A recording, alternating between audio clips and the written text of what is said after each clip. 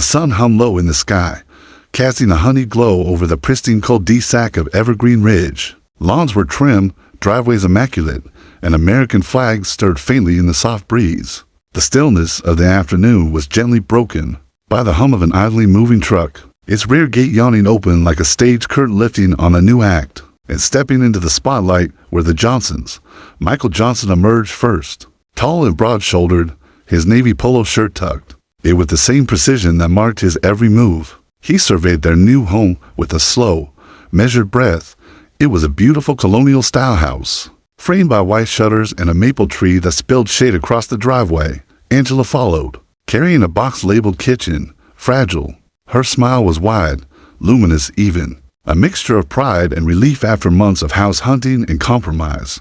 Behind them, Jasmine hopped out of the SUV with the careful confidence of a girl testing her teenage wings, earbuds still half in, scanning the neighborhood like a budding sociologist. Kevin, the youngest, barreled past everyone and bolted up the porch steps, already imagining races, forts, and front yard adventures across the street. Behind a veil of white lace curtains, Mrs. Carol Whitmore sipped her tea and frowned. Her home was a mirror of the one the Johnsons had just purchased. Same slate roof, same bay windows, but hers held decades of stillness. She lived in Evergreen Ridge for over 35 years. A time capsule of tradition and knowing your neighbors. Carol's silver hair was set and pinned, her house robe pressed and her gaze sharp. She didn't recognize the family. That was the first thing. The second was harder to name. Not quite discomfort, not quite disapproval, but a feeling she couldn't push aside. She adjusted her glasses and peered harder. She watched as Michael helped Angela lift a heavy box from the back of the truck, heard his deep laugh when Kevin asked if their new yard was big enough for a trampoline. She watched Jasmine pull out a dusty guitar case and set it down gently beside the welcome mat. There was no ruckus, no chaos, no loud music, just the simple unfolding of a family finding its place. And yet Carol's grip tightened on her. Teacup, they seem different, she murmured to herself, though she wasn't sure what she meant. She turned away, muttering something about the neighborhood changing, about how it used to be quieter, simpler, more familiar. Back outside, Angela caught her husband's eye and smiled as she handed him a stack of towels. It already feels like home, she said. Michael returned the smile, but his eyes flicked once across the street. He'd seen the flicker of the curtain. He had the same instinct that had served him on the force for 20 years, that sixth sense when someone was watching. But he let it go, for now. Let's focus on getting inside before Kevin turns the living room into a jungle gym, he said. They worked through this afternoon, the family moving like a well-rehearsed unit, unpacking, laughing, calling out to one another with the comfort of people who had weathered much already. Every now and then, a neighbor passed by, a jogger waving politely, a mailman nodding, but no one stopped. Not yet. Carol stepped out to water her hydrangeas as the sun dipped lower. She looked toward the Johnsons' house, where lights now glowed behind drawn curtains. She sniffed, turning the hose on. The spray hissed quietly on the petals as she glanced once more across the street, a wrinkle forming deep between her brows. Let's just hope they don't plan to change everything, she said aloud, to no one at all. And in the house across the street, the Johnsons sat down for their first dinner on mismatched chairs and unpacked plates, unaware that their arrival had already stirred something quiet but potent in Evergreen Ridge. The air had begun to change. A week had passed since the Johnsons moved into Evergreen Ridge, but the quiet tranquility of the neighborhood had grown tight, like a rubber band stretched thin. It wasn't anything overt, no slammed doors or raised voices. Instead, it lived in the silences, in the pauses to long after a hello, in the cautious glances exchanged across freshly cut lawns, in the polite smiles that didn't quite reach the eyes. Michael had noticed it first, of course. It was in his nature. Years in law enforcement had sharpened his sense for when things were off kilter. He noticed how the jogger who used to wave every morning now ran with eyes straight ahead, how the neighbor 2 doors down, who once stopped to chat with Angela about petunias, now quickly retreated behind her fence when the Johnsons stepped outside. Subtle things, but undeniable. Angela, ever the optimist, chalked it up to people needing time. It's just newness, she said as she arranged fresh lilies in the foyer. Were a change in their routine. You know how folks are about routines. But it wasn't just the routine they were unsettling. It was the illusion. The Johnsons didn't fit the mold Evergreen Ridge had long held sacred, and no one embodied that mold more than Carol Whitmore.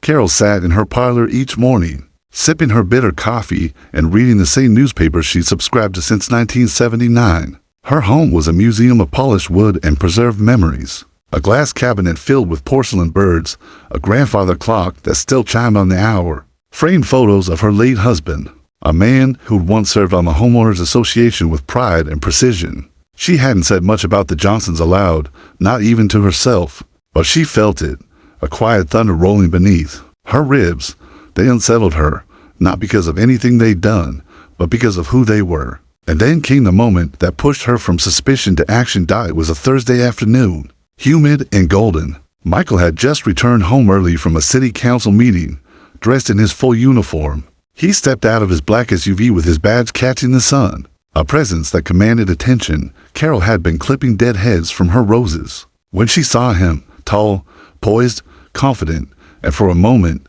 something flickered in her chest. Not fear, something more dangerous. A challenge. She couldn't reconcile what she saw with what she believed, because he wasn't what she expected.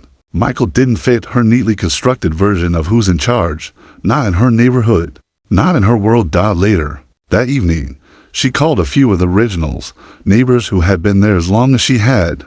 It began innocently enough. I don't know what to make of them, she said, standing at her kitchen counter, cordless phone pressed to her ear. They're very visible, aren't they? Lots of cars, lots of visitors. You'd think they were hosting a block party every weekend. They do seem a little flashy. One neighbor replied carefully, not used to all that activity. Around here, Carol's voice dropped a register. Did you know he's in law enforcement? I heard something about that. Cop or something, chief, police chief.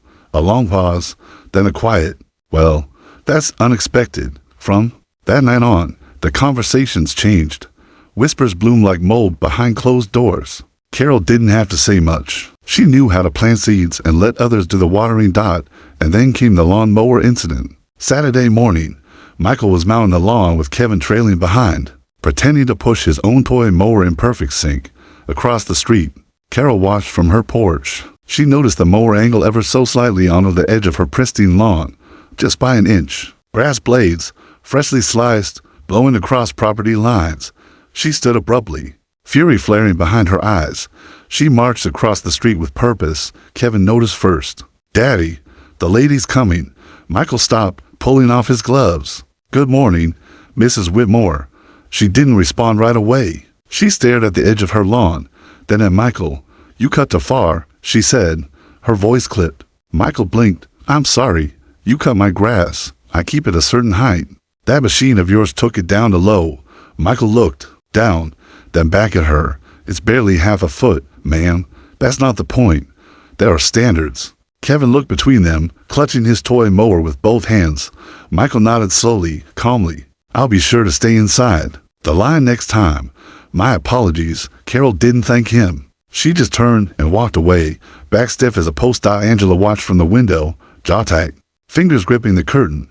That evening, after the kids went to bed, she said softly, It wasn't about the grass, was it? Michael shook his head. No, and it won't be the last time. He stared out the window, watching Carol disappear into her house. She's drawing a line, Angie, and she wants us to know it. Angela wrapped her arms around him from behind. Then we make our own lines, she said, on our terms. But neither of them knew just how far Carol Whitmore would go to preserve her illusion of control, or how the tension she was quietly crafting would erupt in front of flashing blue lights. A stunned neighborhood and a truth no one could ignore. Not yet, but it was coming. The invitation was Angela's idea. She stood in the middle of the dining room one morning, her hands powdered with flour from the biscuits she was making, staring out at the dew-kissed lawn and the quiet street beyond. What if we hosted something? She said aloud, mostly to herself. Michael, sitting nearby with his morning coffee, raised an eyebrow. Something like, what, a barbecue, she said. The words blooming in her mind even as she spoke them. Something casual, relaxed. A way to get to know people, you know, on our turf, our terms. He looked at her for a long moment, then slowly nodded. Might be exactly what this place needs, what Evergreen Ridge needed in Angela's eyes. was a reminder of its humanity. The Johnsons had lived there for nearly a month now. The welcome mats had long since been wiped clean of dust. Their children were attending the local school, and Michael was making waves at City Hall for his calm authority and community-focused reforms. But inside Evergreen Ridge, behind shuttered windows and trimmed hedges, something still festered. People were cordial, sometimes even warm, but there was a hesitation, a holding back, a refusal to see them not as exceptions, but as neighbors. Angela believed in the power of shared meals, of laughter under patio lights. She believed that walls could be torn down by the simple act of asking, "Would you like some lemonade?" Jasmine volunteered to design the invitations, colorful, bright, with little illustrations of grills and music notes. Kevin helped her tape them to red cardstock while Angela wrote each address by hand. "We're not mailing them," she said. "We're delivering them ourselves." That weekend, they walked the block together, mother and daughter, son tagging along, carrying the warm energy of hospitality in their hands. Most neighbors smiled, nodded, said they'd try to make it. A few, including the older couple on the corner, seemed genuinely enthusiastic. And then there was the Whitmore house. Angela stood on the porch with Jasmine while Kevin picked at a crack in the step. Angela inhaled deeply before ringing the bell.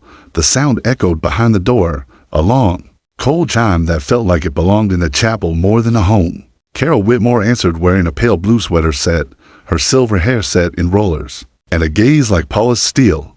Her eyes fell to the invitation in Jasmine's hand, then rose slowly to Angela's smile. "Good morning, Mrs. Whitmore. We're hosting a barbecue next Saturday. We'd be honored if you'd come." Carol glanced at Jasmine but didn't smile. "A barbecue? Yes, just something small," Angela said. "Music, food, some of the neighbors." "I'm not sure if I'll be available," Carol said flatly, not even taking the invitation. "But thank you." Then her eyes dropped once more to Jasmine, and she said, almost as an afterthought, "Children should be seen, not heard." She shut the door before anyone could reply. Angela didn't let her smile falter until they were halfway down the walkway. Jasmine stared at her shoes. "What does she mean by that?" "Nothing important," Angela said, but her voice caught a little at the end. Back home, Michael listened quietly as she recounted the moment. He looked away for a moment, exhaled hard through his nose. "She's not coming," he said. "I know," Angela replied, "but I had to ask."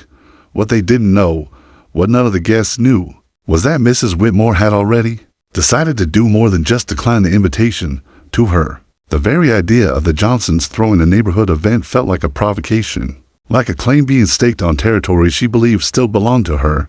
They want to host, she muttered to herself the night before the barbecue, pacing her kitchen like a general studying a battlefield. They want to play host like they've lived here their whole lives. They want to be the centerpiece. She'd already called a few of her old friends on the block, framed it as concern. "I'm just worried," she said. "It might get loud. You know how those things can get." When the day arrived, the Johnsons' backyard was transformed. Angela had draped strings of lights along the fence. Michael was at the grill in a Dad of the Year apron Jasmine had made him. Laughter echoed over the yard, and music, a mix of soul, Motown, and gentle summer jams, floated on the breeze. Neighbors trickled in, some shyly, others eagerly, plates filled. Drinks were poured. Kids ran around with popsicles and Nerf guns. But across the street, behind a veil of curtain lace, Carol Whitmore stood watching like a hawk. They were smiling too much. She didn't like how people were staying longer than she expected. Didn't like the sight of Mrs. Brandt, someone she'd known for 30 years, laughing with Angela over peach cobbler like they were old friends. Didn't like the realization forming deep in her gut that maybe she wasn't the center anymore. And then she did something she hadn't done in over a decade. She picked up the phone and dialed 911, non-emergency line. "What's the nature of your concern?" the dispatcher asked. Carol lowered her voice to a whisper, like she was speaking about a crime syndicate. "There's a gathering across the street. Loud music. A lot of people coming and going. I don't recognize most of them. It's suspicious. Is anyone in danger? No, but I'm concerned for the neighborhood." She hung up with a kind of dark satisfaction. It would only be a matter of time now. She imagined the flashing lights, the officers asking questions, the guests' smiles turning to confusion, the Johnsons realizing they weren't untouchable. But what she didn't know, what she hadn't accounted for, was who would answer that call. And when the police arrived, It wouldn't be the Johnsons who would be caught off guard. It would be her. The music was softer now, the heat of the day dissolving into the amber hush of early evening. A soft wind stirred the scent of barbecue ribs and jasmine blossoms. As the Johnsons' backyard glowed under hanging lights, swaying gently like fireflies. Tethered to the trees, Michael stood at the grill, flipping the last of the burgers. His shirt collar loosened, a towel draped over his shoulder. Angela mingled among neighbors, carrying trays of lemon squares and cold drinks, her laughter light, floating above the murmur of casual conversation. Jasmine and Kevin played tag with the younger kids near the garden beds, shrieking with joy, oblivious to anything outside their sunlit world. It was, by every measure, a perfect evening. And then the atmosphere shifted. It began with the unmistakable sound of tires crunching against gravel, a pair of headlights cut across the fence slats. Someone near the drinks table looked up, a red and blue flicker caught in a window pane. Then another. The police cruisers rolled slowly to a stop just beyond the Johnsons' front yard. Time snapped. Voices stopped. Plates were held midair. Angela paused in the middle of handing a glass to Mrs. Brandt, her fingers trembling slightly. Jasmine stopped running. Kevin tripped and stood up, blinking. Michael looked up from the grill, one hand still holding the spatula, and stared toward the front gate. He didn't say anything. He didn't have to. The backyard, a moment ago brimming with life, had fallen into a taut, electrified silence. Angela stepped to his side. "Is this?" she began, but he nodded. "Yeah," he said, calmly setting down the spatula. "It's about us." They didn't panic. They didn't run or raise voices. They didn't even call out to the officers walking toward them, to white men in uniform, expressions professionally unreadable. The officers scanned the crowd, the music, the food table. Then their eyes landed on Michael. Both men froze. Michael took a single step forward, arms loose by his sides, every inch of him exuding calm authority. "Good evening, officers," he said, his voice steady but powerful, like a bell tolling in the still air. "Can I help you?" The taller of the two, Officer Grant, his badge would later reveal, blinked. Recognition flooded his face, subtle but unmistakable. "Chief Johnson." Angela heard it. Everyone heard it. The words rang out like a live wire snapping in the dark. The shorter officer took a step back. We weren't told." He started, then stopped himself. "What seems to be the issue?" Michael asked again, firm but professional. "We received a call about a possible disturbance," Officer Grant said. "Loud music, large gathering." The caller suggested unusual activity. Michael raised an eyebrow. "Unusual activity at a barbecue?" Grant cleared his throat. "Yes, sir. We didn't know it was your residence." Now the guests began to stir. Whispers slipped through the crowd like gusts of wind. Mrs. Brandt was the first to speak aloud. "You mean someone called the police on this?" Officer Grant didn't answer. Angela folded her arms slowly. "What exactly did the callers say?" The officers shifted uncomfortably. "We prefer to follow protocol, ma'am," the shorter one said, regaining composure. "We'll just do a walk around. Standard procedure." Michael stepped aside. "Be my guest," he said. "But I'd appreciate it if you spoke to the guests while you're at it. They might be interested in knowing how this misunderstanding started." The officers nodded and began a slow, awkward inspection. They passed a table where the elderly women from the next street were finishing their tea. They passed a cooler full of Capri Suns. They passed a circle of neighbors gathered around Kevin's kiddie pool. Everywhere they looked, they found nothing but a family event, peaceful, joyful, neighborly. They made their way back to Michael. After a few minutes, clearly uncomfortable. "There's no violation here," Grant said. "We're sorry for the interruption." Michael nodded, his face unreadable. Apology accepted. As the officers turned to leave, the crowd remained frozen, watching, processing. Then someone clapped, not just once. Then again, more followed, hesitant, unsure, but growing. Mrs. Brandt clapped with a tight jaw. Then the older man from next door. Jasmine clapped, confused but proud. Kevin mimicked her with wide eyes. Angela stood beside Michael, shoulders square, voice low. She did it. Michael nodded once, not needing to ask who. From behind a curtain, Mrs. Carol Whitmore watched the cruisers pull away. Her breath was shallow. Her fingers shook. This wasn't how it was supposed to go. They weren't supposed to be clapping. They weren't supposed to be laughing again.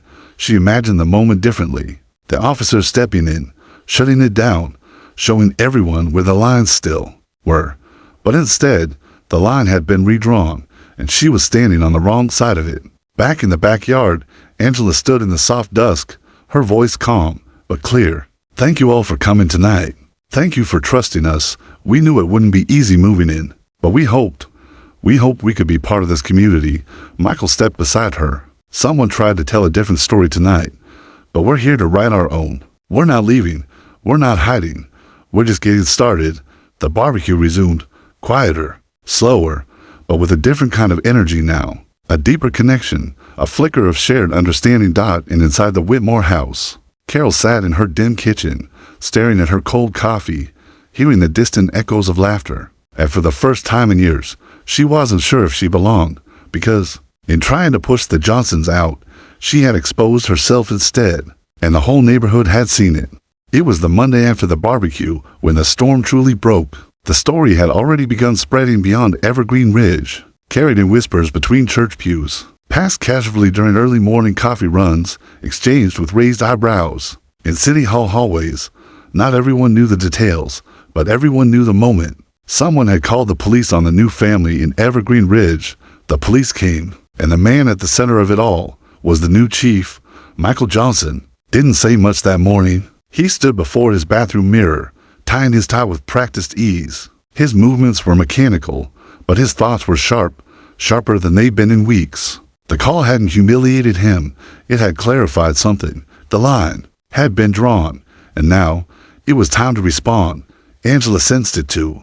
As she packed the kids' lunches that morning, she did it with a quiet, precise rhythm. She didn't hum like she usually did. Jasmine and Kevin noticed the change in the air, but they didn't ask. They just kissed their parents goodbye with a little more weight in their arms.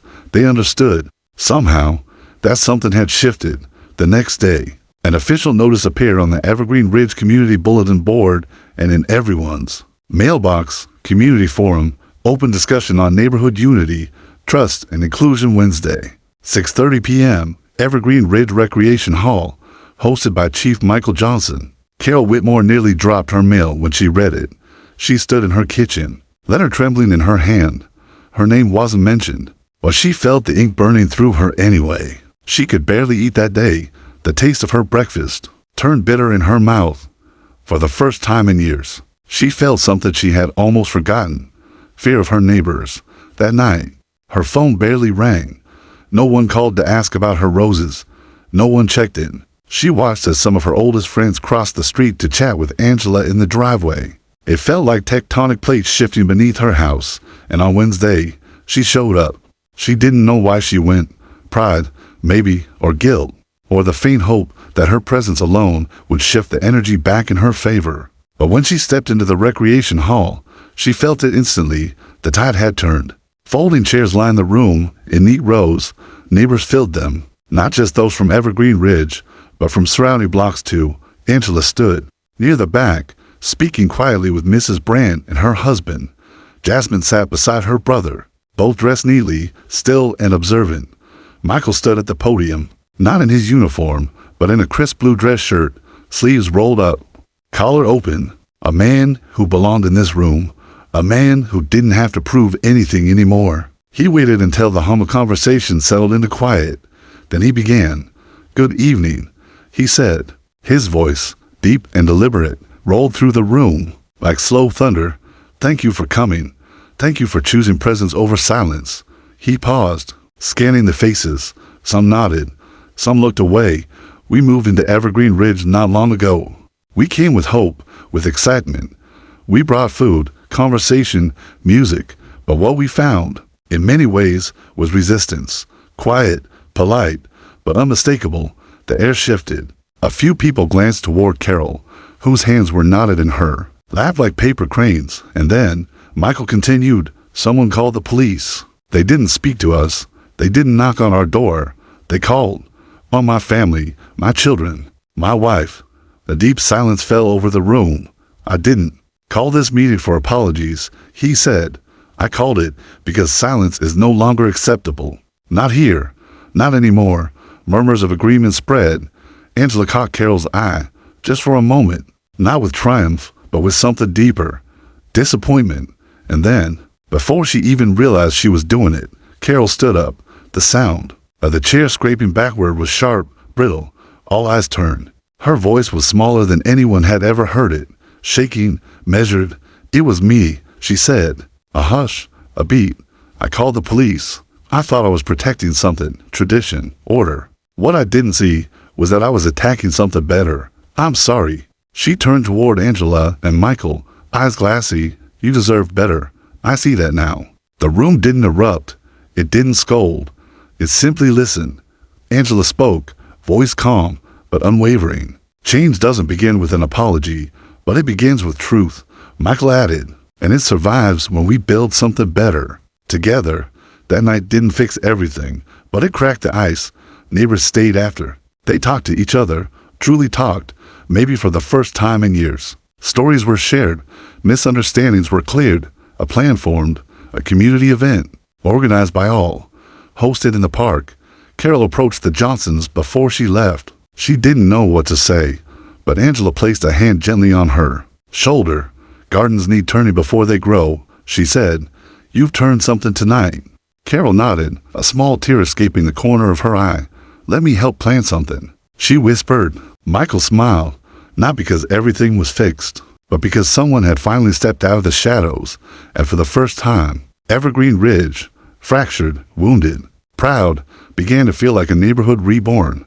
The silence that once divided was now filled with the beginnings of community, and in the wake of confrontation, something stronger began to grow.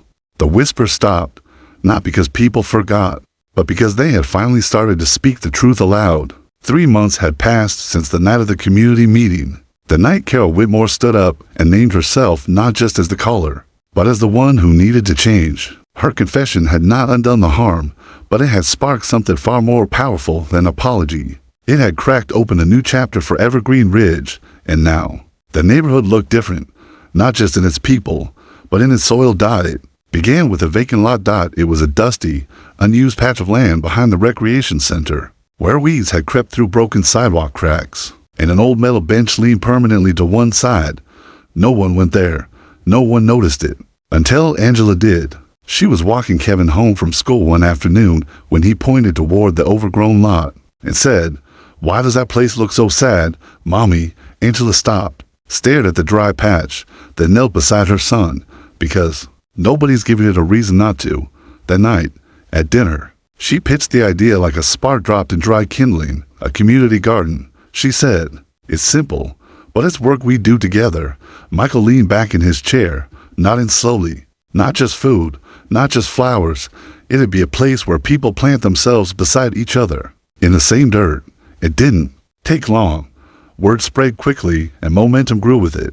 Angela designed flyers. Jasmine shared the vision with her classmates, and Michael pitched it to the city council. Not as a feel-good vanity project, but as a necessity unity needs. Somewhere to grow, he told them. Otherwise, it just withers in headlines and handshakes. Surprisingly, the first person to volunteer was Carol Whitmore. She showed up to the first planning meeting clutching a yellow notebook and a packet of heirloom seeds. "I may not be able to move wheelbarrows," she said to the room, "but I can still plant." Angela smiled. "That's all we need." By the following Saturday, nearly 24 residents showed up with gloves, shovels, and hope in hand. They dug, lifted, pulled weeds and memory from the dirt. Kids painted wooden signs for the garden beds. A neighbor donated lumber for raised plots. Another brought compost. Even the high schoolers, once too cool to care, rolled up their sleeves and got their hands dirty. In the weeks that followed, the lot transformed. Tomatoes swelled like tiny red suns on their vines. Herbs burst with fragrance. Butterflies began to return. There were benches for reading, a tiny linen library for the kids, and even a shaded plot dubbed Whitmore's Corner, where Carol planted daffodils beside purple cabbage. But it wasn't just the soil that changed. It was the people. Neighbors who had once exchanged only nods now exchanged recipes. People who had whispered assumptions now traded seedlings. Conversations bloomed beside kale and lavender. Misunderstandings composted into learning. And then came the Harvest Festival. Angela suggested it as a celebration, not of crops, but of the community's growth. The festival was held on a golden October afternoon, the air crisp, the trees showing off in crimson and gold. Tables lined the edges of the garden, filled with homemade goods, jam, pies, greens, chili, cornbread. A local jazz trio played under the elm tree. Children chased one another through pumpkin lanes. Carol Whitmore stood behind a booth, handing out pickled beets she jarred herself. She wore a sun hat and a loose linen blouse, and for the first time in recent memory, she was laughing. Jasmine helped organize a scavenger hunt. Kevin ran around shouting trivia about tomatoes to anyone who listened. Michael stood at the garden gate, shaking hands, answering questions, not as Chief Johnson, but as Michael, the neighbor who had stayed, the father who had refused to. Ben, the man who had planted himself firmly in soil that once resisted his roots. And in the middle of it all, Angela stood quietly, watching. She took in the sights, the dancing, the food, the color, and the weight of it hit her. This wasn't just a garden, it was a monument, one that no one needed to carve from stone. It was labbed out later that evening, as the sun dipped low and music gave way to quiet conversation. Carol approached the Johnsons with a jar in her hands. "It's for you," she said, holding it out. "My mother's sweet fig jam. Took me years to get the recipe right." Angela took it gently. "Thank you, Carol." The older woman's voice was thick. "I don't expect forgiveness to come in a single season, but I'm here for the long harvest." Michael nodded. "That's all we ask." As the final guest drifted home and the garden faded into dusk, the Johnsons stood under the archway Jasmine had painted with wildflowers and the words, "We grow here. Not welcome, not ours. Just the truth that we grow here." And they did, not because they were allowed or tolerated or included, but because they had claimed what was always theirs: space, voice, and dignity. Evergreen Ridge wasn't perfect. It still had roots that tangled deep, but now it also had seeds planted in love and watered in truth. The barbecue had been the spark, but the garden was the fire.